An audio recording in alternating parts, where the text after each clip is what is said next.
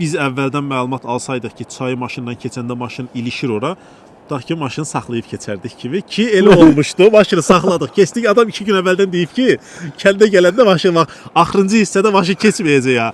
Maşını saldıq. 3 saatına görə əlavə kənddən maşın çağırıq. Qətərdə işləyənlər qazına gəlir. Sarıbaşdayıq. Payız vaxtı dedik, gələk bir dənə də bura baxaq. Dostlarımız var idi, neçə dəfə gəlməyi niyyət eləyirdilər, gələnmirdilər. Biz də onlara bələdçilik eləmək adıyla gəlib sürüyürük burada. Gəldik, bir yolda maşınımız qaldı 3 saat çayın içində. Onu da ayrıca çəkdik. Sarıbaşın görməli yerlərini hamısını ayrı-ayrı çəkəcəyik. Bir dənə video, bir də Anar abimiz Sarıbaşlıdır özü.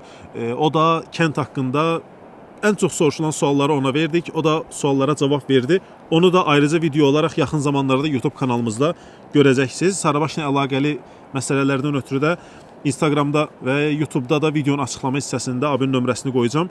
Ona zəng eləyib məlumat ala bilirsiniz. Bu qədər. Bizi izləməyə davam eləyin.